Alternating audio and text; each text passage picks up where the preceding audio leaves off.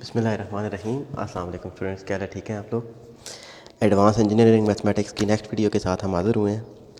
तो last video में हमने पढ़ा था कि Rodrigues formula, state and proof of Rodrigues formula. आज उससे रिलेटेड क्वेश्चन हम करते थे बेटा।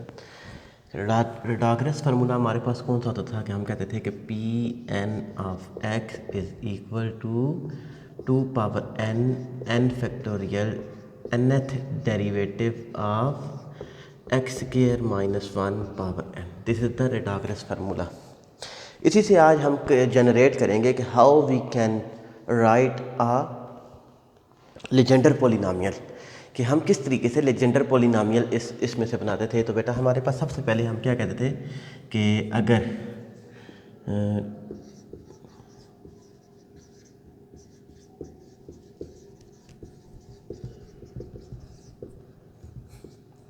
लेजेंडर पोलिनोमियल में हमारे पास क्या होता था बेटा कि पी नॉट ऑफ एक्स हमारे पास क्या आ जाएगा बेटा, एन की जगह 0 फैक्टोरियल 0 बाय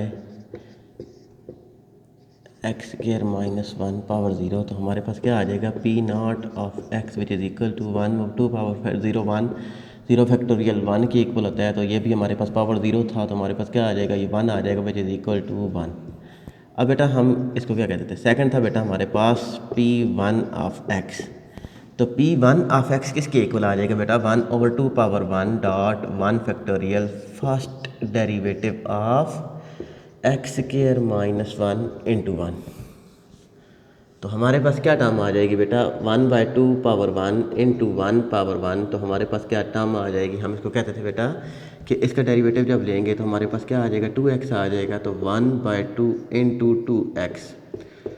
तो ये हमारे पास क्या आ गया था, P1 of x which is equal to 1। ये सारे फार्मूले आगे यूज़ होंगे कि जब हम किसी भी पोलिनोमियल को लेजेंडर पोलिनोमियल में लिखते थे तो हम किस तरीके से लिखते थे।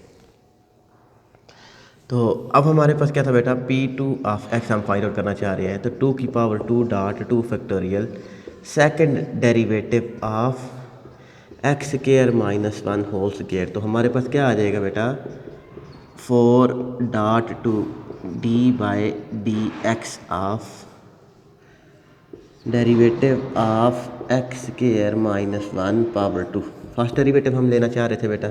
तो 4 dot 2 into d by d x of हमारे पास क्या आ जाएगा, 2 नीचे आ जाएगा बेटा, एक्स स्क्वायर माइनस 1 इंटू हमारे पास आगे एंगल का डेरिवेटिव आ जाएगा 2 ये हमारे पास 4 के साथ क्या हो जाएंगे, कैंसिल आउट हो जाएंगे।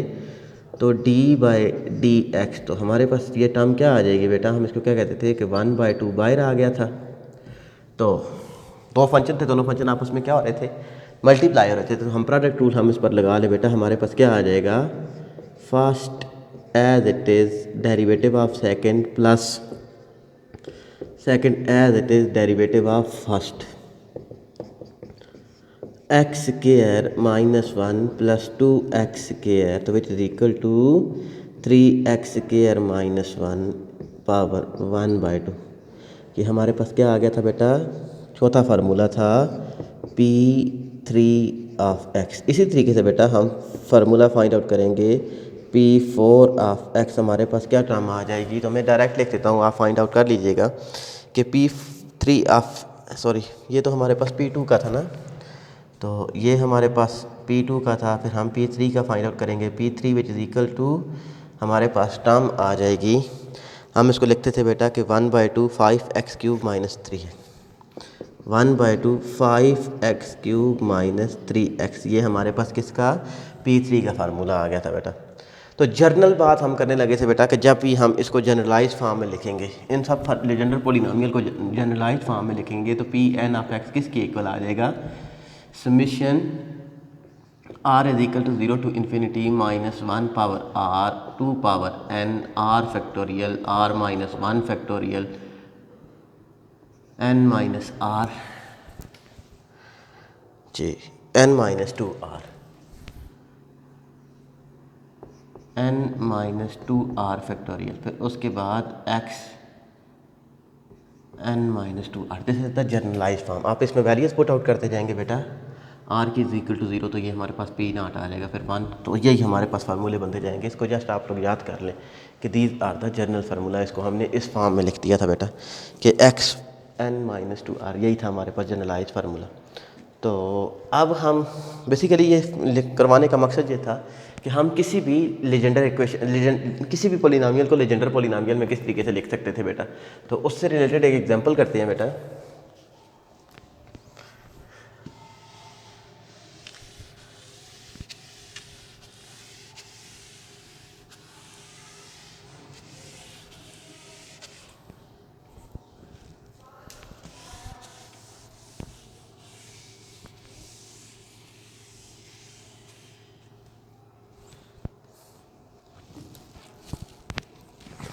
इधर साइड पर लिखते बेटा P2 ऑफ x हमारे पास किसकी इक्वल था 1/2 into 1/2 3x² -1 3x² -1 P3 of x हमारे पास किसकी इक्वल आ जाएगा 1/2 5x³ -3x। अब बेटा हम एक जनरल एग्जांपल लेते हैं कि express f of x is equal to x power 4 plus 4x³ plus 6x² plus 7x plus 2। इसको हमने क्या करना था बेटा, in terms of Legendre polynomial में सब्स्टिट्यूट करना था। कहते हैं कि इस इक्वेशन को, ये हमारे पास सिंपल पॉलिनोमियल है, फोर्थ ऑर्डर इक्वेशन है, इसको हमने सब्स्टिट्यूट करना था in term of Legendre polynomial. किस तरीके से हम इसको in term of Legendre polynomial में सब्स्टिट्यूट करेंगे, तो हमारे पास इसी तरह इस इक्वेशन को लिखते बेटा 4x³ plus 6x² plus 7x plus 2 which is equal to a into P4 of x plus b into P इधर P3 of x plus b into P2 of x plus c into P1 of x plus d into P0 of x। अब जो हमने constant introduce करवाए थे a b c d, इनकी values हम क्या करेंगे, फाइंड आउट करेंगे। तो हमारे पास क्या टर्म आ जाएगी बेटा, उसी तरीके से 4x³ plus 6x² plus 7x plus 2 which is equal to हमारे पास क्या आ जाएगा बेटा a into P3 of x। हमने क्या फाइंड आउट किया था बेटा 1/2, या हम इसको लिख सकते थे बेटा 5/2 into x³ minus 3/2 into x plus b। P2 of x हमारे पास किसके इक्वल था 3/2 इंटू x² माइनस 1/2, ये हमारे पास आ गया था बेटा plus C1। P1 of x हमारे पास किसके इक्वल आया था, x के इक्वल आया था, plus d into P0 of x किसके इक्वल था 1 के इक्वल था। तो बेटा अब इसमें हम क्या कर सकते थे 4x³ plus 6x² plus 7x plus 2 which is equal to 5a/2 into x³ minus 3a/2 into x plus 3bx² minus b/2 plus cx plus d। तो अब इन टर्म्स को इकट्ठा लिखते 4x³ plus 6x² plus 7x plus 2 which is equal to 5a/2 into x³ plus 3bx² minus 3a/2 plus c into x plus d minus b/2 हमने ascending order में लिख दिया। अब बेटा कंपेयरिंग द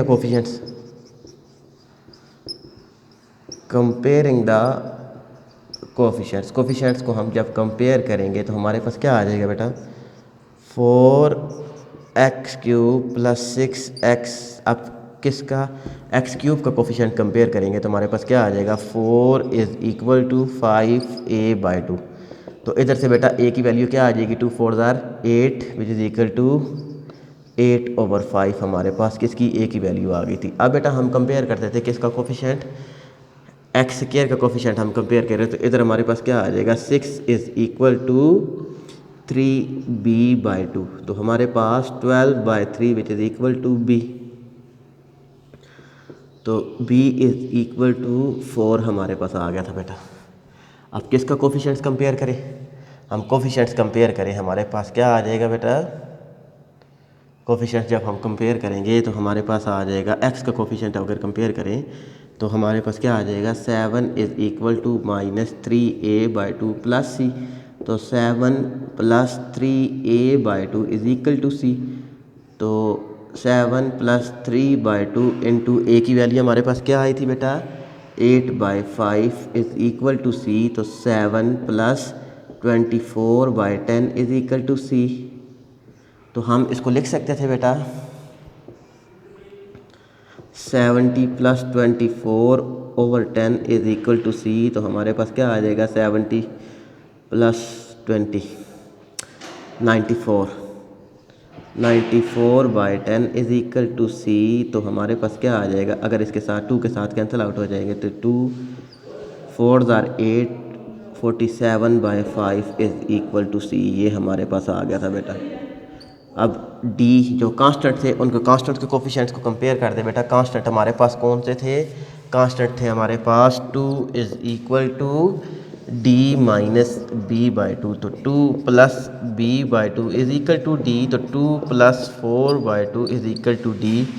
तो हमारे पास क्या आ जाएगा बेटा 2 2 * 4 कैंसिल आउट हो जाएगा। ये तो हमारे पास टर्म क्या आ जाएगी 2 + 2 4 इज़ इक्वल टू d हमारे पास आ गया था। तो इनकी वैल्यू इसमें पुट आउट कर दें।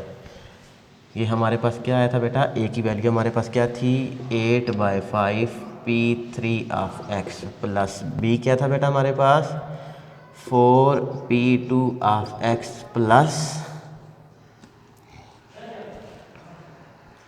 सी की वैल्यू हमारे पास क्या थी सी की वैल्यू आई थी 47/5 into p3 of x plus D क्या आया था हमारे पास 4p0 ऑफ x। तो हम इनकी वैल्यूज पुट आउट कर दें p1 p2 p3 p0 की। तो ये हमारे पास ये वाला पॉलिनोमियल इक्वेशन लेजेंडर पॉलिनोमियल में कन्वर्ट हो गया था बेटा। सिंपल सा क्वेश्चन था कि हम किस तरीके से लेजेंडर पॉलिनोमियल में कोई भी क्वेश्चन सब्स्टिट्यूट कर सकते हैं कि किसी भी इक्वेशन को लेजेंडर पॉलिनोमियल में हम किस तरीके से लिख सकते थे। तो ये हमारे पास मेथड था बेटा किसी भी इक्वेशन को लेजेंडर इक्वेशन में लिखने का तरीका था। अब हमारे पास जिस तरीके से हम जो काम बेसल्स इक्वेशन में करते रहे हैं वही काम हम करेंगे बेटा लेजेंडर इक्वेशन।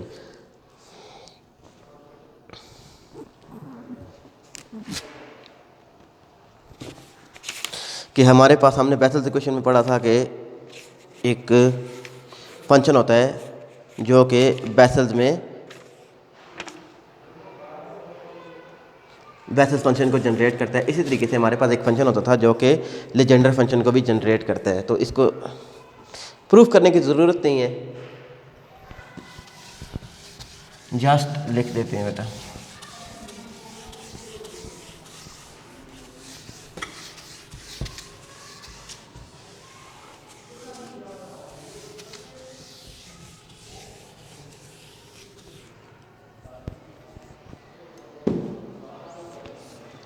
अब हमारे पास एक फंक्शन था बेटा जनरेटिंग फंक्शन। इसको लिखने की ज़रूरत नहीं थी कि हमारे पास क्या था बेटा कि जनरेट कर सकता था generating function of Legender equation. वो कौन सा फंक्शन था जिसको जनरेट हम कर सकते थे बेटा।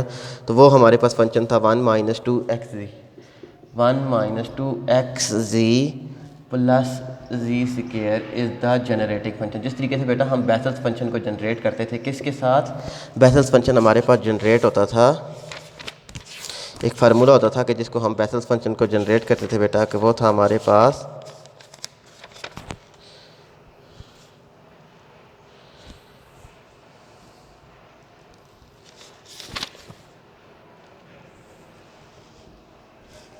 Summation n is equal to -∞ to ∞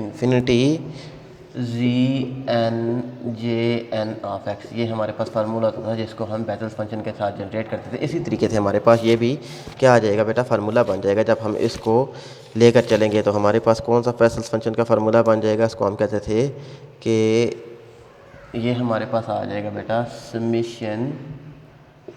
summation n is equal to 0 to ∞ pn of x into z⁴n। तो ये भी हमारे पास क्या आ गया था ये फंक्शन बेसल्स फंक्शन को जनरेट करता है और ये हमारे पास फंक्शन था जो भी फंक्शन था उसको हम कहते थे कि ये हमारे पास बेसल्स फंक्शन को जनरेट करता था। अब हमारे पास क्या था बेटा ऑर्थोगोनैलिटी। जिस तरीके से हमने काम किया था बेटा ऑर्थोगोनैलिटी ऑफ बेसल्स फंक्शन में, इसी तरीके से हमारे पास ऑर्थोगोनैलिटी